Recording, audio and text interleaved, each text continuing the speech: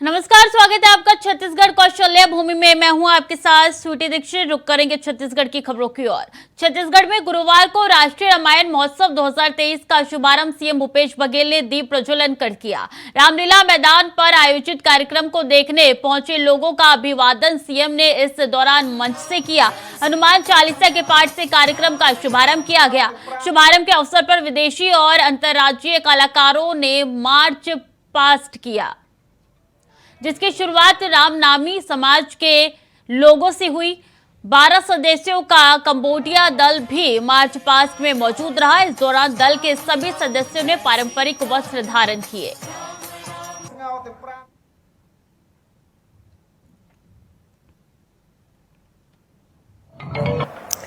और जितने अतिथि यहाँ बैठे हैं, सभी मंत्रीगण, विधायकगण, सभी अतिथिगण, सब लोग आज पूरा राम धुन में रमे हुए हैं। सबको बहुत बहुत बधाई।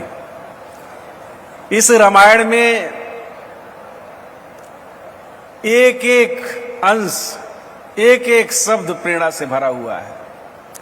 सब ग्रंथ को अगर आप पढ़ेंगे, एक बार दो बार पढ़ने के बाद उसका रस निकल जाएगा और लगेगा कि मैं इसको पढ़ा हूं, इसको जानता हूं।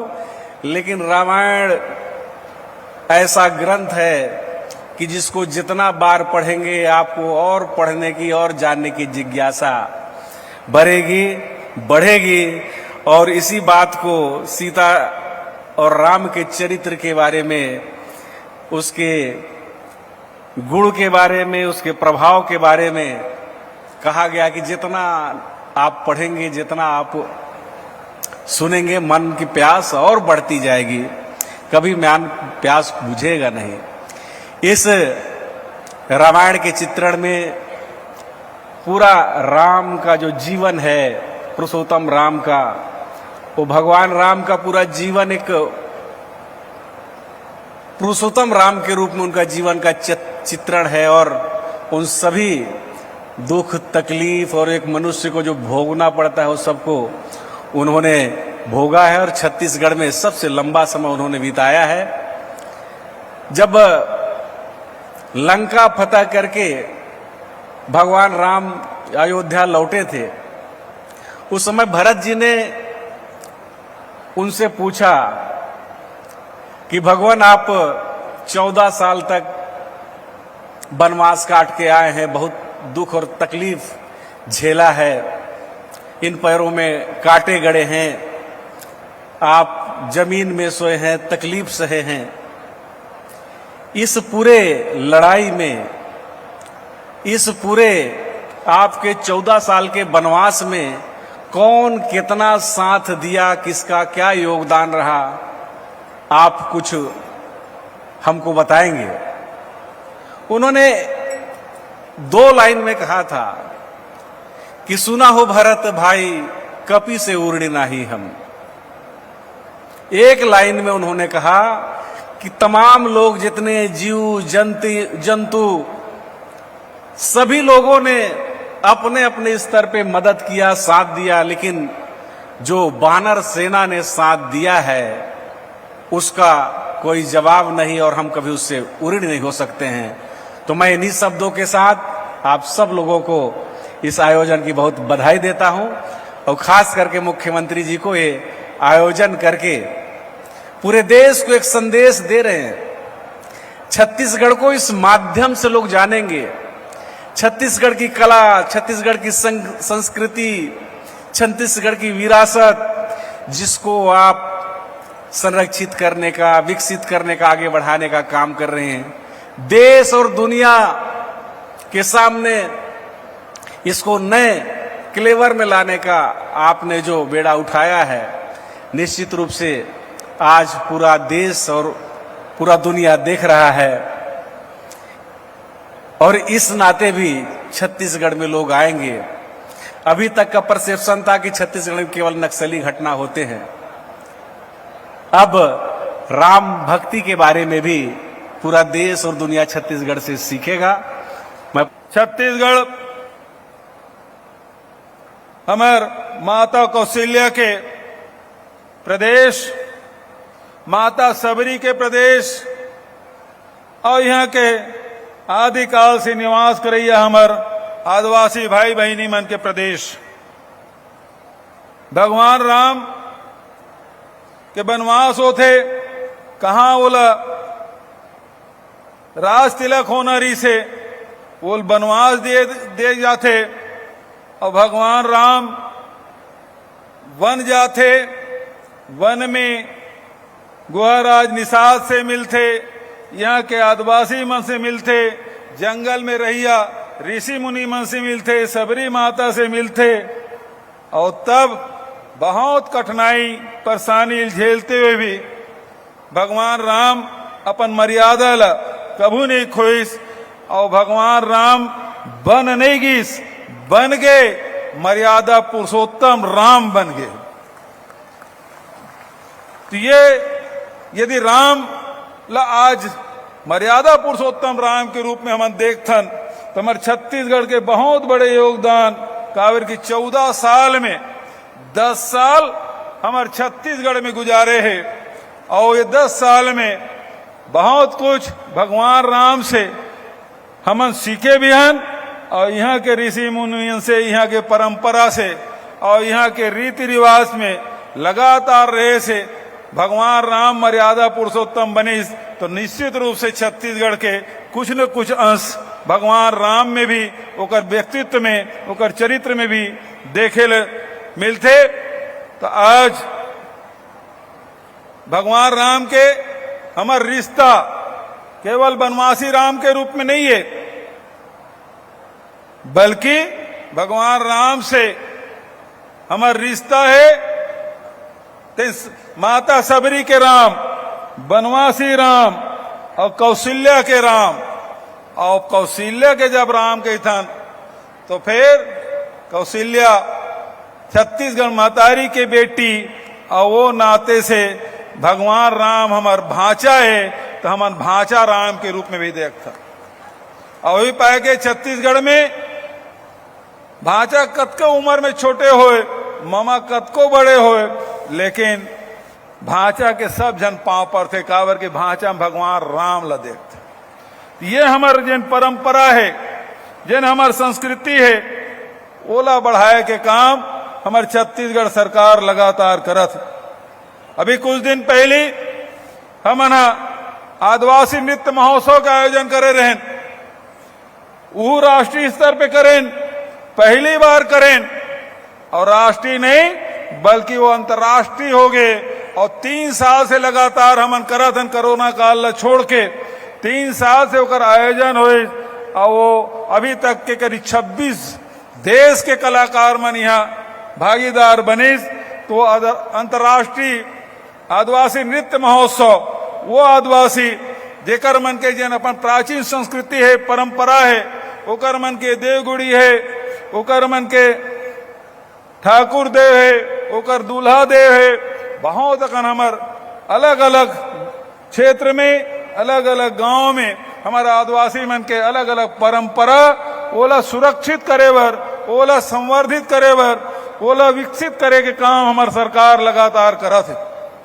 बस्तर में गोटुल के भी निर्माण हमन करें तो हमार जैन भी हमार संस्कृति है, परंपरा है, ओला बढ़ाए के काम। और अभी जैसे महंत राम सुंदर दास जी, आदरणीय नंद कुमार साय जी, भाई उमेश पटेल जी ये बात कहा तरी से पहली बार कोई भी राज्य सरकार हो चाहे देश के सरकार हो, रामायण महोत्सव का आयोजन पहली बार शासकीय तौर पे किए जाते।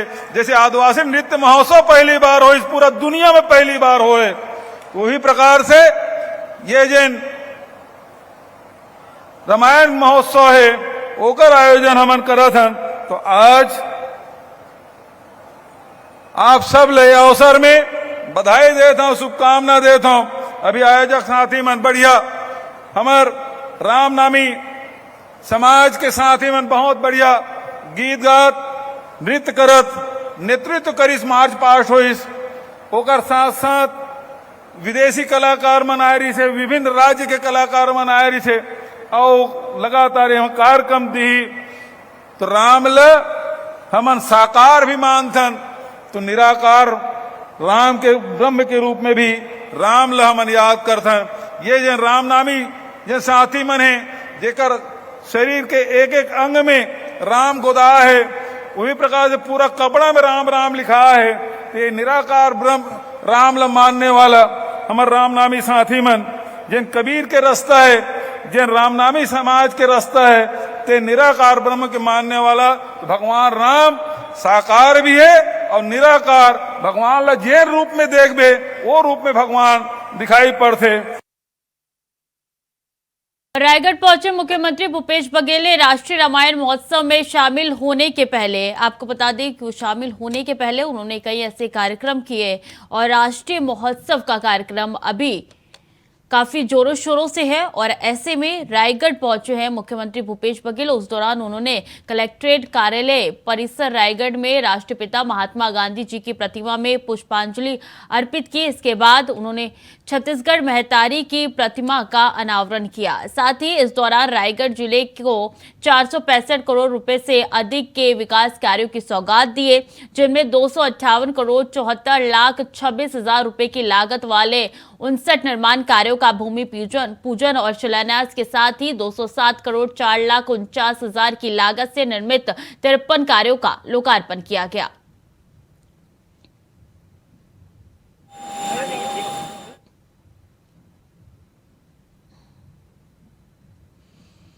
और छत्तीसगढ़ में इसी साल के अंत तक विधानसभा चुनाव होने हैं और चुनाव से 6 महीने पहले राजनीतिक दलों में प्रवेश के साथ दल बदलने की प्रक्रिया जारी हो गई है।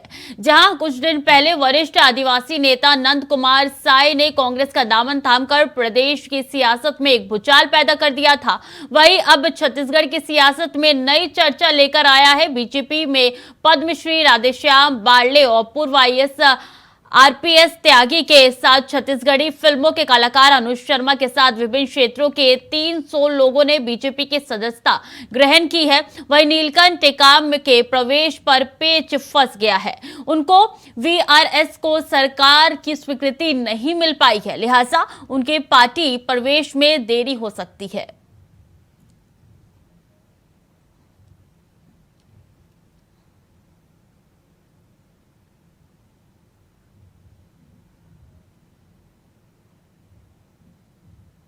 ये जो उत्सव का माहौल है, ये जो खुशियों का माहौल है, ऐसे माहौल में आज सैकड़ों की संख्या में आज भारतीय जनता पार्टी के परिवार में शामिल हुए हैं। ऐसे हमारे छत्तीसगढ़ के जो होनहार लोग हैं, प्रबुद्ध लोग हैं, आज छत्तीसगढ़ के हमारे भारतीय जनता पार्टी के परिवार में शामिल हुए हैं। मैं भारतीय जनता पार्टी के परिवार में उन सभी लोगों का हार्दिक अभिनंदन और स्वागत करता हूं। निश्चित रूप से आज जैन भारतीय जनता पार्टी दुनिया के सबसे बड़े राजनीतिक दल बने हैं। आज नरेंद्र मोदी जी के नेतृत्व में भारत जिस हिसाब से आगे बढ़ते सेवा सुशासन और गरीब कल्याण के काम करते, और आज भारतीय जनता पार्टी जो दुनिया के सबसे बड़े राजनीतिक दल है, वो दल में अनेक बड़े बड़े आदमी मन, अनेक नामी प्रख्यात कलाकार और अलग अलग क्षेत्र के सिद्ध सब जन शामिल हुए। अपन टीम के साथ मैं पार्टी के परिवार में सभी धन के हार्दिक अभिनंदन और स्वागत करता हूँ। आप सबके आय से निश्चित रूप से भारतीय जनता पार्टी और मजबूत हुई। बात यूँ नहीं, बात यह है कि आपके विचारधारा के भारतीय जनता पार्टी के पहले भी प्रचार करें, बहुत सारा चुनाव में काम करें और मोर विचारधारा जो है ऐसे पार्टी के साथ है जो राष्ट्र प्रथम के बाद करें, तो मोर पर सम्मान के बाद है भारतीय जनता पार्टी के काम कार्यकर्ता के तौर पर पार्टी लगा। अनुज शर्मा तो उनके साथ थे, वो तो वैसे ही बैठे रहते थे। रमन सिंह जी के चिरंजीव के साथ उनके दोस्ताना संबंध थे और वहीं मुख्यमंत्री निवास में बैठे रहते थे, तो आज चले गए तो कौन सी बड़ी बात। पार्टी में जो लोग आज शामिल हुए हैं वो भारतीय जनता पार्टी के पुराने कार्यकर्ता थे। हर चुनाव में भारतीय जनता पार्टी के लिए प्रचार करते थे, भारतीय जनता पार्टी के तत्कालीन मुख्यमंत्री के निवास में हमेशा पाए जाते थे। तो अब वो भारतीय जनता पार्टी में शामिल होने की नौटंकी क्यों कर रहे हैं उसको वही बता सकते हैं। लेकिन ऐसे लोगों के भारतीय जनता पार्टी में शामिल होने से राजनीति की में कोई फर्क नहीं पड़ने वाला है। ये लोग पहले भी भारतीय जनता पार्टी में थे और भारतीय जनता पार्टी की दुर्गति हुई थी, अभी भी भारतीय जनता पार्टी में गए हुए हैं, तो इससे कांग्रेस की सेहत में कोई फर्क नहीं पड़ा। और कांकेर में महिला पहलवानों के समर्थन में नक्सलियों ने बैनर लगाए हैं। नक्सलियों ने जनकपुर से छोटे बेटिया मार्ग पर ये बैनर लगाए हैं, जिसमें सांसद बृजभूषण की सदस्यता रद्द करने और उनको गिरफ्तार करने की मांग की है। साथ ही बेटी बचाओ और बेटी पढ़ाओ को ढोंग बताया है।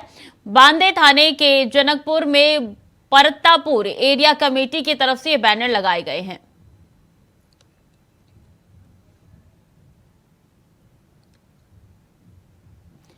तो मोदी सरकार के खिलाफ ये बैनर लगाए गए हैं। इसमें बेटी बचाओ बेटी पढ़ाओ के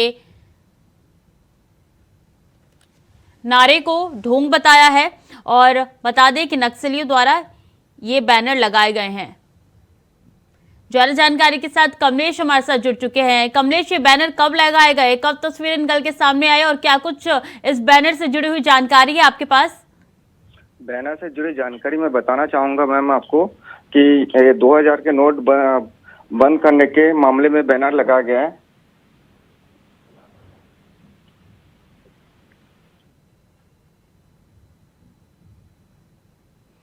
दोबारा जोड़ने की कोशिश करेंगे, तकनीकी खामियां है, लेकिन ये बैनर है जो आपके साथ साझा कर रहे हैं। बता दें कि किस तरीके से दिल्ली के जंतर मंतर पर पहलवान कई दिनों से धरना दे रहे थे और ऐसे में आंदोलन खत्म कर दिया गया है और अब लगातार पहलवानों की मांग बढ़ती जा रही है। बृजभूषण शरण सिंह के खिलाफ लगातार उनका आंदोलन अब उग्र होता हुआ नजर आ रहा है। उनके सपोर्ट में तमाम किसान नेता, किसान भी खड़े हैं और ऐसे में ये तस्वीरें निकल के सामने आ रही है जब नक्सलियों ने ये बैनर लगाए हैं और उन्होंने सांसद बृजभूषण की गिरफ्तारी की मांग की है। तो छत्तीसगढ़ से ये तस्वीरें निकल के सामने आ रही है जहां उनकी सदस्यता रद्द करने की भी मांग की है और बेटी बचाओ बेटी पढ़ाओ को उन्होंने ढोंग बताया है।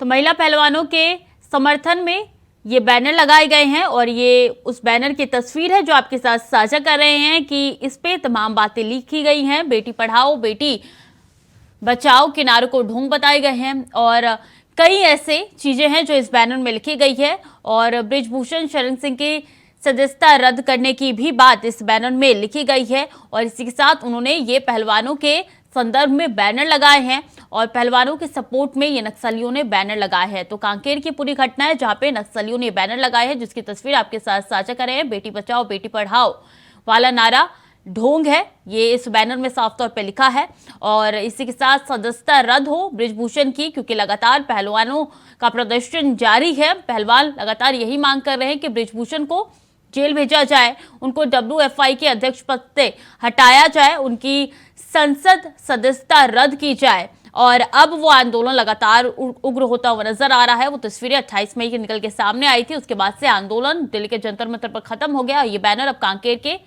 से निकल के सामने आया है और भिलाई में अगस्त के पहले सप्ताह में पीएम मोदी IIT आ सकते हैं, जहां IIT को PMO से एक पत्र पहुंचा है। आपको बता दें कि पीएम मोदी के IIT दौरे को लेकर सांसद विजय बघेल से लगातार संपर्क में है। कैंपस में ही 4 हेलीपैड बनेंगे, प्रशासन जल्द ही तैयारी करेगी। जुलाई तक शिफ्ट होंगे छात्र। भिलाई IIT 720 करोड़ की लागत से तैयार हो रहा है।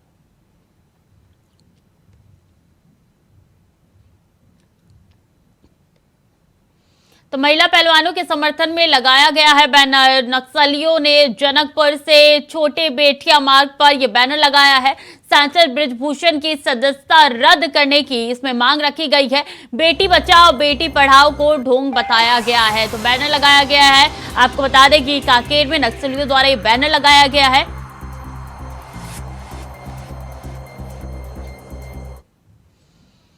तो वहीं कोरबा के पोड़ी बहार इलाके में मौजूद चंद्रनाहू चंद्रा समाज के भवन में कब्जे को लेकर पूर्व और वर्तमान पदाधिकारी आमने सामने हो गए हैं। सिविल लाइन थाना पहुंचकर समाज के वर्तमान पदाधिकारियों ने पुलिस से शिकायत कर भवन की चाबी उन्हें सौंपने की मांग की है। शिकायतकर्ताओं का कहना है कि सामाजिक भवन पर पूर्व पदाधिकारियों ने कब्जा कर लिया है और अवैध रूप से बैंक कम चिटफंड कंपनी का संचालन कर रहे हैं। इतना ही नहीं, बैठक करने के लिए भवन की मांग की जाती है तो उनकी तरफ से दुर्व्यवहार किया जाता है।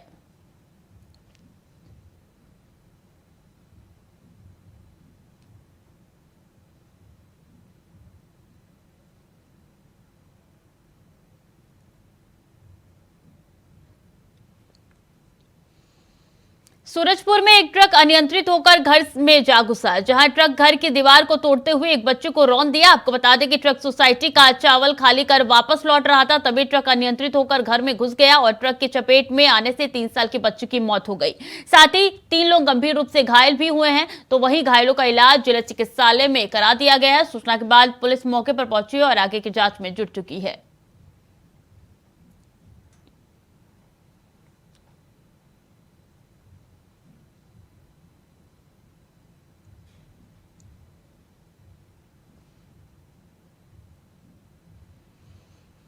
और कोतवाली थानागढ़ रामसागर पारा में रहने वाले एक शख्स के 4 पहिया वाहन को अज्ञात लोगों ने आग के हवाले कर दिया। बीती रात करीब 2 बजे इस घटना को अंजाम दिया गया। वाहन मालिक ने बताया कि किसी जानकार शख्स ने ही इस घटना को अंजाम दिया है। पुलिस से मामले की शिकायत की गई है। अज्ञात आरोपियों के खिलाफ अपराध कायम कर पुलिस की तरफ से जरूरी कार्रवाई की जा रही है।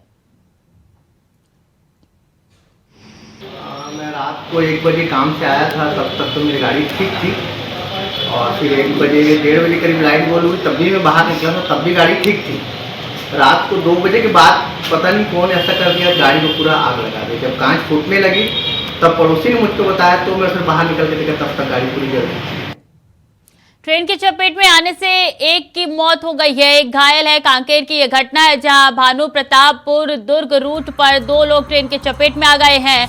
रते सिंह कोरामा के मौके पर ही मौत हो गई है। दूसरे हरिचंद्र उइके गंभीर रूप से घायल हो गए। मौके पर पुलिस पहुंची है और शवों को पोस्टमार्टम के लिए भेज दिया है। तो ये गंभीर घटना हुई है। यहाँ पे ट्रेन की चपेट में आने से एक व्यक्ति की मौत हो गई है, तो एक गंभीर रूप से घायल हो गया है। और कांकेर जिले के घोर नक्सल प्रभावित बंडापाल में ग्रामीणों से किए गए वादे के अनुरूप प्रशासन ग्रामीणों के पास एक बार फिर पहुंचा। इस बार यहां जिला स्तरीय जन चौपाल शिविर लगाई है, जहां कलेक्ट्रेट डॉक्टर प्रियंका शुक्ला पूरे प्रशासनिक अमले के साथ पहुंची और ग्रामीणों की समस्याएं सुनी। जन चौपाल में 4 से अधिक गांवों के ग्रामीण इकट्ठा हुए और 136 आवेदन प्रशासन को दिए गए, जिनमें से 13 आवेदनों पर तत्काल प्रभाव से कार्रवाई की गई। जी, बंडापाल में हम लोग पिछली बार आए थे तो मुझे बताया गया था कि मैं पहली कलेक्टर हूँ जिसने यहाँ पे आकर के इस तरीके से जन चौपाल लगाई थी, और आज हम फिर आए हैं तो मुझे बहुत खुशी है कि बहुत सी चीज़ें जो इन्होंने पिछली बार हमारे सामने मांग आई थी वो पूरे हुए हैं।